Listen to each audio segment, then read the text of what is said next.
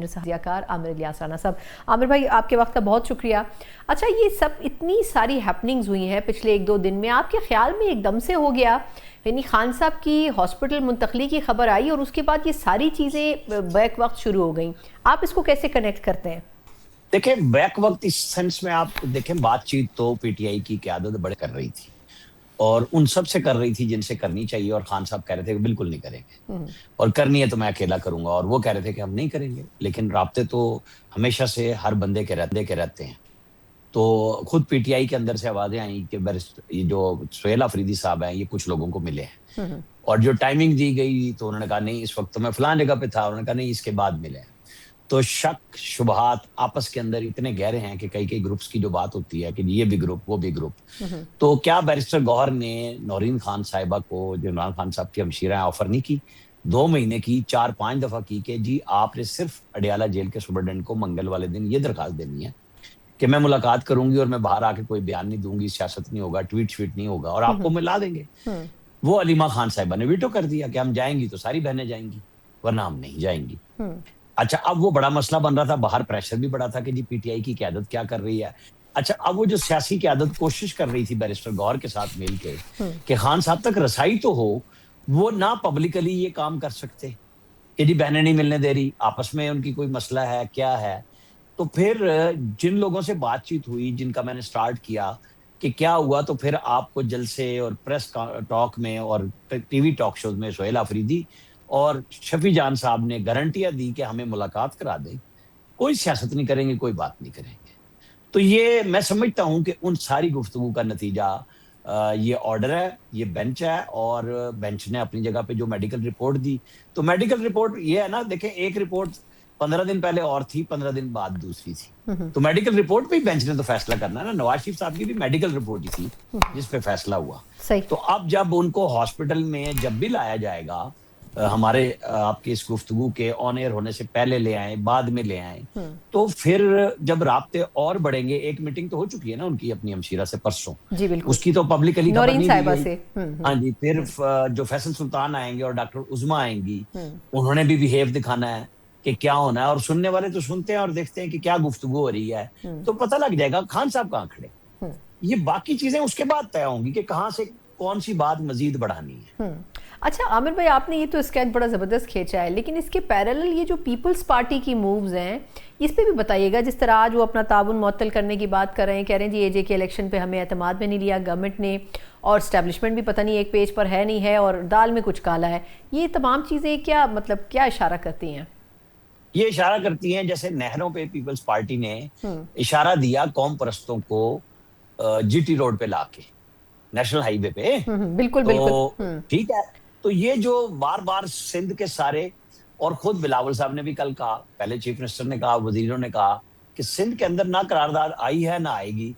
शर्जील मेमन कल चैलेंज दे रहे थे एमक्यूएम को कि करारदाद ले आए और देख लें कि क्या असर होता है उसका। तो जब हमने पास ही नहीं की तो लोगों के नुमाइंदे तो हम नहीं मानते इस बात को। और कोई जिन्होंने गवर्नेंस का, गुड गवर्नेंस का जो फार्मूला पेश किया, तो उन्होंने क्या वो सिर्फ पंजाब के लिए किया? मैं आपको गारंटी से ये बात कह रहा हूँ, बड़े मुतलका लोगों के साथ मुलाकात के बाद वो कहते हैं इस वक्त अगर कुछ गवर्नेंस बेहतर है तो वो सिर्फ पंजाब में है। और हम फिर भी चाहते हैं कि ये सारे सूबे इंतजामी यूनिट छोटे बन जाएं या सूबे छोटे बन जाएं, और हम मिला के और इन्हीं लोगों से बनवाएंगे।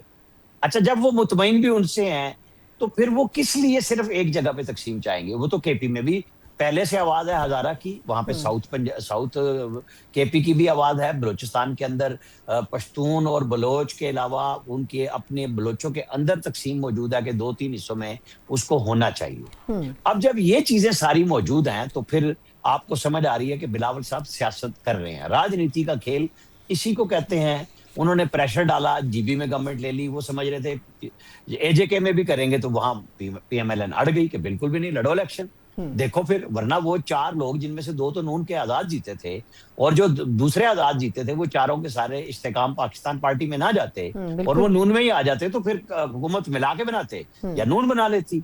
तो उसके बिहेव करने का नतीजा ये हुआ कि बिलावल और डिमांडिंग हो गए।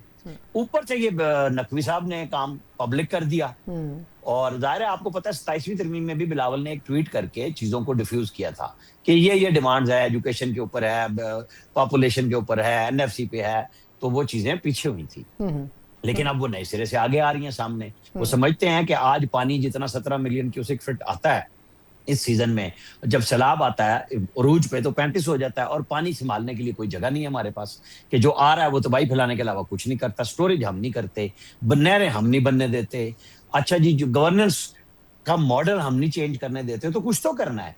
तो वो ये कहते हैं कि हमारे नजदीक ये बेहतर है कि अब इसके अंदर तब्दीली होनी चाहिए। पीपल्स पार्टी कहती है कि नहीं, सिंध में तो नहीं होनी चाहिए।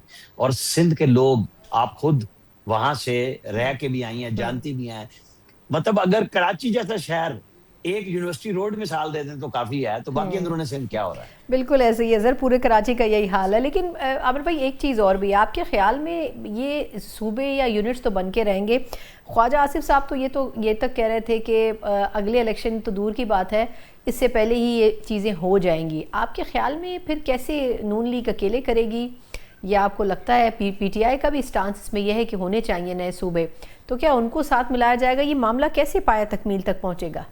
देखिए, पसे पर्दा गुफ्तगू तो सबसे हो रही है, और मैंने अभी आपसे कहा कि ये फैसला तो अब इमरान खान ने करना है ना, पीटीआई नहीं कर सकती फैसला। पीटीआई का नाम इमरान खान है, इमरान खान का नाम पीटीआई है।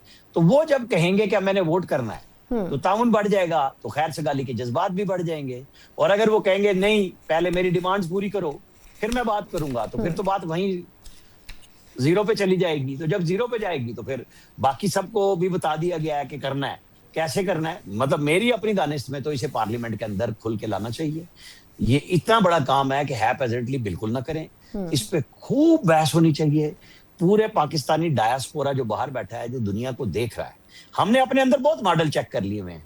अपने ही अच्छे लोगों से मॉडल ले लें, बात करा लें, उनकी तजावीज कमेटियों में ले आए, फिर इसको लाके आपने अप्रूव कराना है 2-3 से कराएं।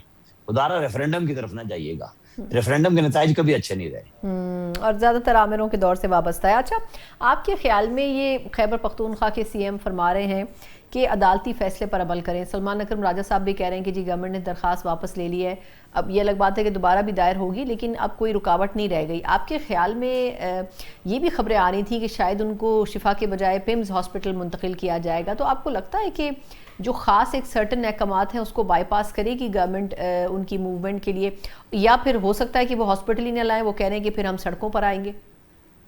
देखिए, सड़कों पे आने के लिए तो उनको पहले कब किसने रोका है और आने किसने दिया है? वो आए, ये सियासी हक भी है, लेकिन उसमें इंतशारी हक ना इस्तेमाल करें, तो उनके ऊपर एक टैग लग गया हुआ है। अच्छा, अब आप आ जाएं कि जी ये आपको पता है रिव्यू दिया गया है कि जी आप सरकारी हॉस्पिटल में ले जाएं, और आपने अबूरी हुक्म में फाइनल हुक्म दे दिया।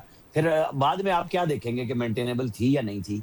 लेकिन इसके अंदर मेरे नजदीक नुक्ता अहम वो है जो चीफ कमिश्नर इस्लामाबाद ने रिव्यू डाला है। Chief commissioner Islamabad chairman CDA भी हैं, और वो मोहसिन नकवी के अंडर हैं, और मोहसिन नकवी की इजाजत के बगैर वो नहीं करते। तो मोहसिन नकवी किन के साथ खड़े हुए हैं, वो किन की तरफ से बोलते हैं, तो फिर आप इस बात को सिर्फ हुकूमत पे नहीं ना कह सकते।